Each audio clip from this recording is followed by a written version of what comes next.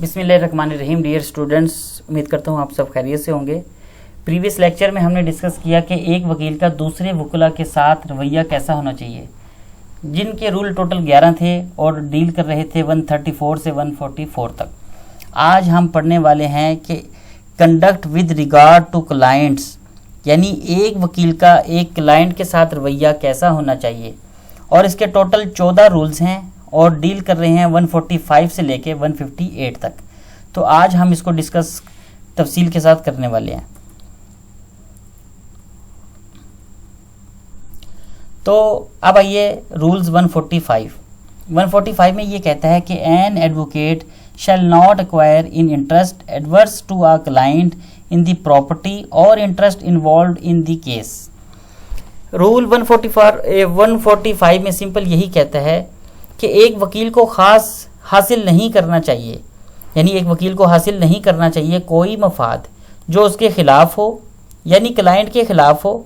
Client کے خلاف اگر کوئی بات ہے تو اس سے وکیل کو کوئی مفاد حاصل نہیں کرنا چاہیے، جیسا کہ کلائنٹ کے کوئی ڈاکومنٹس ہیں اور انتہائی اہم بھی ہوں تو وہ کسی دوسرے کو بیچ دے. تو مفاد تو اس کو حاصل ہوا، لیکن ایسے میں تو اس نے اپنے کلائنٹ کے سیکرٹس دوسری پارٹی کو دے دیے، تو وہ ایسا نہیں کر سکتا. یعنی نہ ہی اس کی پراپرٹی میں اور نہ ہی کیس میں اور نہ ہی اگر کوئی انٹرسٹ انوالوڈ ہے تو اس میں اس کے خلاف استعمال نہیں کرنا چاہیے. 145 میں وہ یہی کہتا ہے. اب آئیے 146 میں.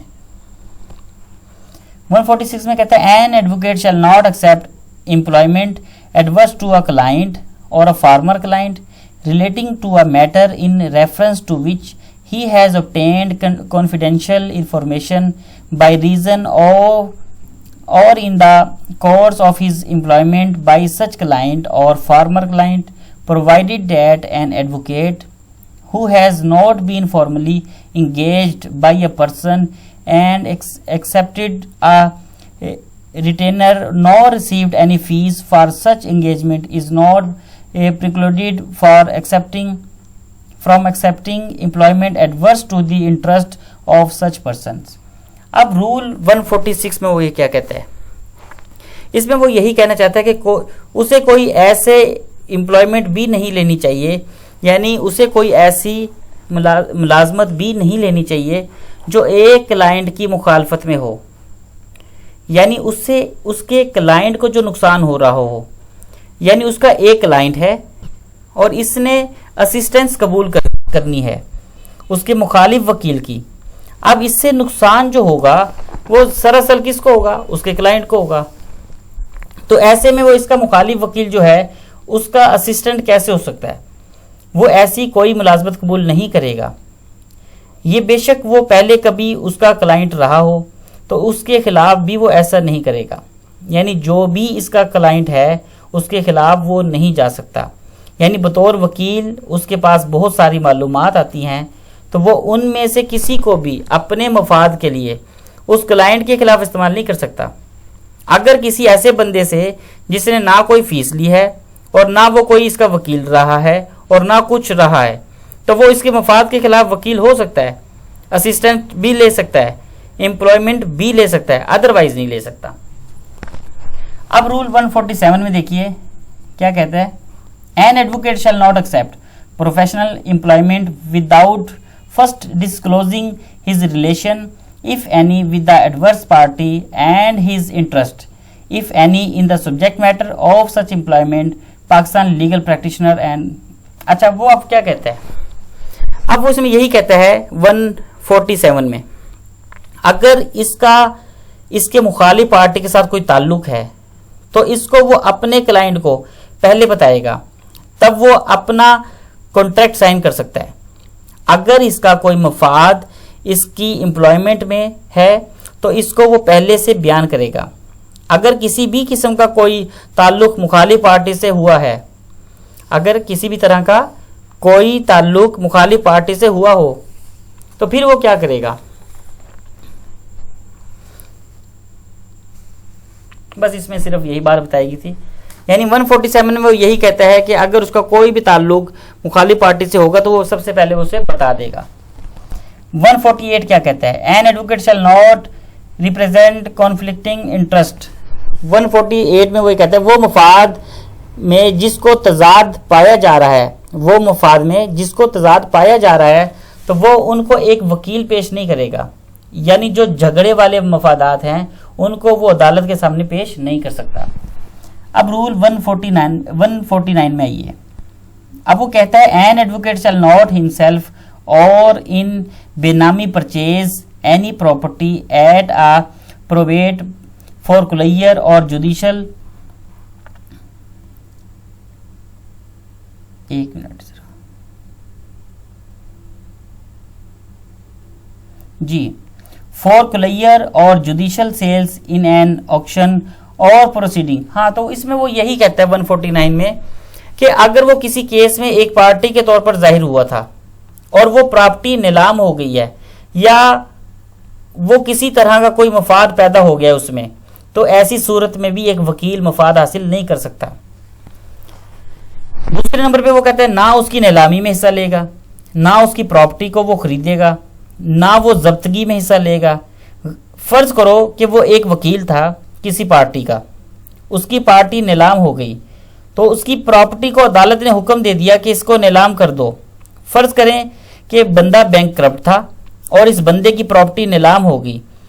अब वो बंदा जो है उस पार्टी का वो वकील था, तो वो अब उस प्रॉपर्टी को खरीद नहीं सकता, क्योंकि अगर ऐसा करता है तो इससे ये सूरत हाल पैदा होती है कि वो केस वकील ने जानबूझकर हारा था, इसीलिए ऐसा करने से रोका गया है। और फिर वो बताता है लास्ट में, और ना ही वो बेनामीदार के जरिए से खरीदेगा। बेनामी परचेज, अगर आप इसमें देखें, बेनामी परचेज से मुराद क्या है कि ऐसा बंदा जो अपने बिहाफ पे किसी दूसरे को भेज दे। बेनामीदार से मुराद जैसे कोई प्रॉपर्टी खरीदनी है मैंने, मगर किसी दूसरे बंदे को भेज दिया मैंने, तो ये बेनामीदार कहलाएगा। और ना उस प्रॉपर्टी में से कुछ लेगा, ना सारी प्रॉपर्टी लेगा, ना उसमें से कुछ हिस्सा लेगा। और वो प्रॉपर्टी जिसके लिए वो केस करने के लिए हायर किया गया था, मुआवजे के तौर पर भी वो इससे प्रॉपर्टी में से कुछ नहीं लेगा, ना ही इनाम के तौर पर कुछ हिस्सा इससे लेगा, और ना ही केस और मफाद के तौर पर लेगा। इन सब बातों का मकसद ये था कि एक वकील जानबूझकर केस को ना हार जाए, तो वो इस तरह की किसी भी प्रॉपर्टी को वो खरीद नहीं सकेगा, ना ही वो इसमें हिस्सा ले सकेगा। अब रूल 150 में आइए। 150 में कहता है an advocate shall not कमिंगल the property of client with the on and shall promptly report to the client the receipt by him of any money or other property belonging to such client। अब 150 में क्या कहता है? 150 में वो यही कहना चाहता है कि पहले तो उसने बताया कि 149 यानी कि वो किसी भी तरह अगर एक पार्टी के तौर पर जाहिर हुआ था तो वो प्रॉपर्टी नीलाम अगर हो जाती है तो किसी भी तरह का एक वकील मफाद हासिल नहीं करेगा, ये हमने 149 में पढ़ा। और ना ही वो नीलामी में हिस्सा लेगा। उसके बाद अगर कोई जब्तगी का कोई मामला है तो वो भी इसमें हिस्सा नहीं लेगा। इसी तरह वो ये कहता है 150 में कि वो क्लाइंट की प्रॉपर्टी को अपनी प्रॉपर्टी के साथ मिक्सअप नहीं करेगा। अगर वो किसी क्लाइंट की प्रॉपर्टी है तो वो इसको रसीद भी देगा और क्लाइंट को रिपोर्ट भी करेगा कि ये प्रॉपर्टी है आपकी, ये प्रॉपर्टी है आपकी, अपनी जाहिर नहीं करेगा। अब आइए 151 में। 151 में क्या कहता है? तो वो इसका ऐलान नहीं करेगा, ना तो प्रोसिक्यूशन का ना तो डिफेंस का, जब तक इससे इस मामले में पूछा ना जाए। और दूसरी बात वो कहता है कि इसका पार्टी के साथ अगर ताल्लुक ऐसा है और वो कर ले तो कोई मसला नहीं है, वरना अगर इससे पूछा जाएगा तो ही वो बताएगा, अदरवाइज नहीं बताएगा। अब रूल 152 में आइए। रूल 152 क्या कहता है? वो ये कहता है कि वो बतौर कानूनदान किसी कानून की खिलाफ वर्जी का मशवरा नहीं देगा। दूसरे नंबर पे वो कहता है कि अगर ये कोई अच्छी नीयत से कोई काम किया गया है फिर इस पर ये रूल अप्लाई नहीं होता कि अगर वो कानून इनवैलिड है और वो ये बता दे नेक नियति से कि ये कानून जो बताया गया है ये कानून सही नहीं है, ये तो वो बता सकता है। बाकी जो है किसी कानून की खिलाफ वर्जी का मशवरा नहीं देगा। इसमें वो सिर्फ यही बता रहा है, यानी 152 में वो कानून की खिलाफ वर्जी नहीं करेगा, अदरवाइज नेक नियति से ये बता सकता है कि ये कानून वैलिड है या नहीं। अब आइए 153 में। 153 क्या कहते हैं? ये एक वकील का हक है कि अगर किसी बंदे के ऊपर किसी जुर्म का इल्ज़ाम लगा दिया गया है तो वो इसके दिफा को अंडरटेक कर लेगा, यानी इसका दिफा करेगा। उसके बाद वो कहता है इसकी अपनी ज़ाती राय जो भी होगी, अगर हम ये कह दें कि महज इल्ज़ाम की बुनियाद पर या सिर्फ इल्म की बुनियाद पर, यानी कि अगर हम ये कह दें कि महज इल्ज़ाम की बुनियाद पर या सिर्फ इल्म की बुनियाद पर ये कह दें कि इस बंदे की गलती है या ये बंदा कसूरवार है और हम इसका केस लेने से इनकार कर दें, यानी उसकी अपनी राय थी कि बंदा कसूरवार है और इस बुनियाद पर भी वो केस लेने से इनकार नहीं करेगा क्योंकि ये उसका इल्म या राय है, अदालत की बात नहीं है। लेकिन अगर वो इसको हम ये इजाज़त दे दें कि वो अपनी ज़ाती राय की बुनियाद पर इस बात से इनकार भी कर दे, तो वो किसी गिल्टी पर्सन का जिसके ऊपर इल्ज़ाम आयद है वो केस नहीं लेगा। तो हो सकता है बहुत से बेगुनाह लोग वकालत के हक से महरूम हो जाएं, इनको वकील मिले ही ना। इसीलिए इनकी ज़ाती राय जो भी है वो किसी बंदे का कोई केस ले सकता है। यानी कि अगर कोई बंदा किसी इल्ज़ाम में अरेस्ट हो जाता है और आपकी अपनी प्रिडिक्शन है कि ये कसूरवार है या ये बंदा ठीक नहीं है, इसी ने ही जुर्म किया होगा, तो महज ज़ाती राय पर आप उसका केस लेने से इनकार नहीं कर सकते जब तक कि अदालत उसके हक में फैसला ना कर दे। तो जब वो केस ले लेगा तो वो इस बात का पाबंद है कि हर वो दिफा उस बंदे के हक में पेश करेगा जो उस वक्त के कानून जो हैं वो इजाज़त देते होंगे। यानी इसकी ज़ाती राय बेशक ये है कि बंदा कसूरवार है, इसीलिए आप लोगों ने सुन रखा होगा कि वकील मुझे जानता था कि मैं मुजरिम हूँ, सबूत फिर भी मैं, ये एक शेर है छोटा सा, सुनिए ज़रा दोबारा, कि वकील मुझे जानता था कि मैं मुजरिम हूँ, सबूत फिर भी वो लाया था बेगुनाही के। तभी तो लैंड लॉ से निकाल कर लाता है कवानीन जिससे ये बंदा बच सके। बेशक वो समझता है कि बंदा मुजरिम है, यानी हर वो मुल्की कवानीन जो इस बात की इजाज़त देते हैं कि इसके दिफा में ये बात पेश हो सकती है तो वो करेगा। अब वो आखिर में कहता है कि किसी भी बंदे को हम जिंदगी की आज़ादी से महरूम नहीं कर सकते सिवाय कानूनी अमल के। जब कानूनी अमल पूरा हो जाएगा तो फिर तो अगर बंदे को सजाए मौत भी हो जाए या जिस जेल भी हो जाए, तो इससे पहले कानूनी अमल से पहले हम ना किसी बंदे को जिंदगी के हक से महरूम कर सकते हैं और ना ही हम किसी बंदे की आज़ादी को ख़त्म कर सकते हैं। अब आइए 154 में। 154 ये कहते हैं कि फीस का तयन करते वक्त इसको बहुत मुआवजा नहीं लेना चाहिए, यानी कि जो उनकी एडवाइस को ओवर एस्टिमेट कर दे, ना ही ऐसा करना चाहिए जो इसको अंडर वैल्यू कर दे। वो क्लाइंट कितने दे सकता है ये बात इसकी फीस को जस्टिफाई करने वाली नहीं है। जो इसकी सर्विसेज हैं उस वकील ने सिर्फ उसी के पैसे लेने हैं, बेशक उसकी प्रॉपर्टी थोड़े मुआवजे को जस्टिफाई करती हो, बंदा गरीब है थोड़ी फीस लेनी चाहिए और वकील को अपनी खिदमात के ही पैसे लेने हैं। यानी वो कहता है कि फीस का तयन करते वक्त आप अपनी मेहनत और अपने चार्जेस को मद्देनजर रखते हैं। क्लाइंट की हैसियत आपके फीस का तयन नहीं करेगी, या वो क्लाइंट फीस बहुत कम दे सकता है या दे ही नहीं सकता, तो ऐसा नहीं देखा जाएगा। आपने सिर्फ अपनी सर्विसेज के ही मुआवजा लेना है। अगर कोई दूसरा साथी वकील कोई सिफारिश कर दे तो इसको कंसीडरेशन में लाना चाहिए। अगर वो एक वकील की बेवा है या इसके यतीम बच्चे हैं, वो तमाम वकला साहबान को चाहिए कि इनका मुफ्त केस लड़े। फीस का तयन करते वक्त इन बातों का खास ख्याल रखना मुनासिब है। वो कौन सा है, आइए देखिए। पहले वो कहता है कि कितना वक्त लगेगा, कितनी मेहनत होगी, इसमें जो सवाल उठ रहे हैं वो कितने मुनफरिद हैं, कितने मुश्किल हैं, कितने नए हैं और कितनी महारत चाहिए उस केस के लिए अदालत में जो प्लीड करने के लिए आए हैं, यानी कितना प्रोफेशनल स्किल चाहिए। जब वो किसी खास केस को कबूल कर लेगा तो वो बाकी दूसरे केस में शायद पेश नहीं हो सकेगा जो इस केस की ट्रांजैक्शन की वजह से पैदा होंगे। अच्छा, उसके बाद अगर वो इस केस में ना होता तो वो बाकी दूसरा केस ले सकता था, یہ ایکسیپشن سے ہوتی ہیں، یا اس کیس لینے سے اس کا کوئی کاروباری نقصان ہو سکتا ہے، تو وہ اس بات کو بھی مد نظر رکھے گا، یعنی کہ فیس کا تعین کرتے وقت وہ ان تمام باتوں کو بھی مد نظر رکھے گا۔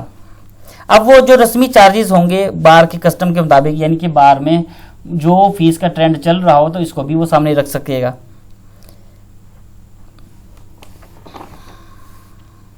اب جو اماؤنٹ انوالوڈ ہو، جو تضاد ہے، وہ کس قسم کا ہے، اس کیس کے نتیجے میں کلائنٹ کو جو مفاد ملے گا وہ کتنا ہوگا، یہ بات بھی فیس کے تعین میں کردار ادا کرتی ہے۔ وہ جو کتنی ہی یقینی ہے کہ وہ فیس آپ کو مل ہی جائے گی۔ ملازمت کا کردار کیسا ہے، وہ کوئی آپ کا مستقل کلائنٹ ہے، آج ہی نہیں آیا ہے، یا کلائنٹ تو آپ اسی حساب سے ہی دیکھ کے لیں گے، یہ ان میں سے بذات خود فیس کو کنٹرول نہیں کرتا کہ یہ لیں، یہ ایک رائے ہے کہ ان باتوں کا خیال رکھا جائے گا۔ فیس تو ظاہر سی بات ہے وہ ایک کونسل نے ہی طے کرنی ہے، یہ محض گائیڈ لائنز ہیں جو بطور وکیل ریئل سروسز لینے کے لیے یہ کرتا ہے۔ تو یہ پیشہ جو ہے یعنی نظام انصاف کا ایک حصہ ہے، اور یہ کوئی ایک رقم حاصل کرنے کا ذریعہ نہیں ہے، یعنی کہ یہ جو ایک طریقہ ہے نظام انصاف کا حصہ ہے، نہ کہ ایک رقم لینے کا ذریعہ۔ تو اس بات کو ذہن میں رکھنا چاہیے کہ یہ پیشہ نظام انصاف کا حصہ ہے، اور یہ صرف اور صرف رقم لینے کا ذریعہ نہیں ہونا چاہیے۔ اب آئیے رول 155 میں 155 میں یہ کہتا ہے کہ جو تضاد ہے کلائنٹس کے ساتھ اس کو بچنا چاہیے، یعنی فیس کے معاملے میں جو تنازع ہے کلائنٹ کے ساتھ اس کو بچنا چاہیے، کیونکہ اس سے اپنی سیلف رسپیکٹ کو وہ متاثر کرتا ہے، اور کوئی بھی سوٹ صرف ایسی صورت میں بحال کرنا چاہیے کہ وہ بے انصافی کو روکنے کے لیے ہو یا فراڈ کو روکنے کے لیے ہو۔ اس وجہ سے تو آپ اپنے کلائنٹ کے خلاف کیس کر سکتے ہیں، ورنہ آپ کو اپنے کلائنٹ کے ساتھ فیس کے معاملے میں تنازع سے بچنا چاہیے کہ یہ سیلف رسپیکٹ کے اگینسٹ ہے۔ اب آئیے 156 میں 156 میں کیا کہتا ہے؟ اب 156 میں وہ یہ کہتا ہے کوئی بھی چیز اس طرح عمل نہیں کرتی، زیادہ یقینی طور پر یہ ایک وکلا کی سوسائٹی پہ مخالف تاثر پیدا کر دیتی ہے، اور ان کا جو پروفیشن ہے اس کو اپنی فل پبلک اسٹریم سے محروم کر دیتی ہے۔ جتنا تیز ایک فالس کلیم یعنی جھوٹا دعویٰ، جتنا اس پیشے کے ساتھ، یعنی کہ سادہ سے الفاظ میں اگر آپ یوں کہہ لیں کہ ایک جھوٹا دعویٰ جتنا اس پیشے کی ریپوٹیشن کو خراب کرتا ہے، نہ اتنی اور کوئی چیز، اسی لیے ریپوٹیشن کو خراب نہیں کرنا چاہیے۔ یعنی اس کا جو اس رول میں یہ بتایا گیا ہے کہ ایک وکیل کو جھوٹا کیس کبھی بھی نہیں کرنا چاہیے، کیونکہ یہ جھوٹا کیس وکلا کی ریپوٹیشن کو خراب کرتا ہے۔ یہ ایک وکیل کی ذمہ داری ہے کہ وہ سب کچھ کرے جو اس کے کلائنٹ کا کیس جیتنے میں اس کی مدد کر سکتا ہے۔ وہ تو ہر وہ کام کر سکتا ہے لیکن جھوٹا دعویٰ نہ کرے کم از کم۔ یہ ایک وکیل کے لیے نامناسب ہے کہ وہ ایک کلائنٹ کی معصومیت کا فائدہ اٹھائے، اور اس کی جو ڈیوٹی ہے وہ سختی سے اس کے اوپر حد لگاتی ہے کہ وہ بار کے سامنے ہمیشہ تابع دار رہے، اور جو کچھ بار نے اس کے لیے ہدایت جاری کر دی ہیں ان پر وہ عمل بھی کرے، اور اپنے کلائنٹ کے مفادات میں بھی اسی طرح اس کا خیال رکھے۔ کلائنٹ کا تو اپنے وکیل پر مکمل اعتماد ہوتا ہی ہے، کیونکہ اپنے کلائنٹ کے حقوق کا تحفظ کرنا اس کی ذمہ داری ہے، اور اس میں یہ بھی وہ بتاتا ہے کہ وہ اپنا پورا نالج، پوری مہارت لگائے گا اس کے حق کے دفاع کے لیے، لیکن غیر قانونی طور پر کوئی کام نہیں کرے گا۔ اور رول اگر اس کے پوائنٹ 5 کو دیکھیے، اسے کوئی ڈر نہیں ہونا چاہیے کہ اس سے عدالت ناراض ہو جائے گی۔ اگر اس نے کوئی ایسی اپنے کلائنٹ کے حق میں کوئی بات کہہ دی جس سے عدالت ناراض ہو جائے گی تو بے شک ہو جائے، یا قانونی طور پر لیگل ہے تو بے شک عدالت ناراض ہو جائے، یا اس کی شہرت خراب ہونے کا اگر کوئی ڈر ہو، پبلک میں کوئی اگر اس کی بدنامی ہوتی ہے تو ہو جائے، لیکن اس کو حق بات کہنے سے قطعی طور پر پیچھے نہیں ہٹنا چاہیے، بلکہ پوری محنت سے اس کے اوپر اپنی ڈیوٹی کو سر انجام دینا چاہیے۔ وہ ہر اس دفاع کا، اس فائدے کا حقدار ہوگا جو لینڈ لا اس کو مہیا کرتا ہے کلائنٹ کو۔ اس سے وکیل نے جب تک یہ ساری کوشش نہ کر لی تو اس کے لیے کی جانی چاہیے ساری کے ساری کوشش۔ اب وہ یہ کہتا ہے پوائنٹ 8 میں کہ وکلا کا جو اعتماد ہے نا، اس کی ڈیوٹی ڈسچارج کرنے کے لیے جو طریقہ کار ہے، یا تو اس کے ہر وقت ذہن میں ہونا چاہیے کہ وہ قانون کے دائرے میں ہی رہ کے کرے گا۔ ایک وکیل کے دفتر کو یہ اجازت نہیں ہے کہ وہ کسی قانون کی خلاف ورزی کرے، اپنے کسی کلائنٹ کے لیے یا کسی طرح کا کوئی فراڈ کرے یا کسی قسم کی 2 نمبری کرے۔ اسے اپنے ضمیر کی آواز کو بھی سننا چاہیے۔ جب وہ اپنی ڈیوٹی کرتا ہے، اس نے صرف اپنے کلائنٹ کی بات کو نہیں سننا بلکہ اپنے ضمیر کی آواز کو بھی سننا ہے، کیونکہ کلائنٹ تو ہمیشہ ہی یہ چاہتا ہے کہ میرا کیس جیتنے کے لیے یہ طرح طرح کی 2 نمبری کرے، جو مرضی کرو، فراڈ کرو، رشوت لو، جو بھی کرو، لیکن کیس کو آپ ون کرو۔ یہ تو ہر کلائنٹ کی ہی خواہش ہوتی ہے، لیکن ایک وکیل کو اپنے ضمیر کی آواز بھی سننی ہے۔ اب اگر رول 157 کی بات کریں تو 157 کیا کہتا ہے؟ اب محض فارمل معاملات نہ ہوں، وہ اگر کچھ معاملات کا گواہ ہے، یعنی اس نے کسی ڈاکومنٹ کی حوالگی کا گواہ ہے، اس کو اٹیسٹ کیا ہے، تو پھر اسے چاہیے کہ پھر وہ کیس کو چھوڑ دے۔ یعنی اگر وہ کسی اپنے معاملے میں گواہ ہے جس کو اس نے خود اٹیسٹ کیا ہے یا کوئی ڈاکومنٹ ہے، جب تک انتہائی ضروری نہ ہو، ایک وکیل کو اپنے کلائنٹ کے بہا پر عدالت میں کسی چیز کو ٹیسٹیفائی نہیں کرنا چاہیے، یا وہ اس کی جگہ پر قسم نہیں اٹھائے گا۔ اب رول 158 کو دیکھیے، آخری رول ہے اس کا۔ اتفاقی معاملات میں جو کسی ٹرائل میں کسی کیس کے میرٹ کو متاثر نہیں کرے گا، نہ ہی اس کے کسی کلائنٹ کے حقوق کی سمت میں کوئی تعصب پیدا ہوتا ہے، جیسا کہ اس وقت ٹرائل کر کے کسی خاص موقع پر کہ وہ کہے کہ آج ہی ٹرائل ہو۔ یعنی کہ اگر کوئی ٹرائل کرنا مقصود ہو، ضروری ہو، اور ٹھیک اسی دن اس کا جو مخالف وکیل ہے وہ کسی کام سے یا کسی مجبوری سے عدالت میں پیش نہ ہو سکے، اور آپ یہ کہیں کہ جناب آج ہی ٹرائل کیا جائے گا، جبکہ اگر ٹرائل کسی دوسرے دن بھی کیا جائے تو کوئی خاص فرق نہ پڑتا ہو، تو آپ کو مخالف وکیل کا بھی خیال رکھنا ہے۔ یعنی کسی وکیل کو کسی مجبوری سے فائدہ اٹھانا نہیں چاہیے۔ آپ اس سے فائدہ نہیں اٹھائیں گے جبکہ کسی اور دن بھی ٹرائل کرنے میں کوئی نقصان نہیں ہو سکتا، تو یہ وکیل کو ہی اختیار دینا چاہیے کہ وہ خود اپنے آپ کو جج کرے کہ اس نے آج عدالت میں پیش ہونا ہے یا نہیں ہونا۔ اس بات کی اجازت کلائنٹ کو قطعی نہیں دینی چاہیے کہ کلائنٹ فیصلہ کرے کہ بھائی آج ہی اس کا فیصلہ ہوگا اور آج ہی آپ عدالت جائیں گے۔ تو اس کا فیصلہ جو ہے وہ ایک وکیل کو ہی کرنا چاہیے، اور یہ اختیار کبھی بھی کلائنٹ کو نہیں ہونا چاہیے۔ میرے خیال سے اب یہ جو رولز تھے ہم نے ڈسکس کر لیے ہیں، اب آپ اس کو ایک دفعہ دوبارہ سے سنیے گا، انشاءاللہ آپ کو یہ سمجھ میں آ جائیں گے۔ اپنا خیال رکھیے گا، نیکسٹ ویڈیو میں حاضر ہوں گے۔ اللہ حافظ۔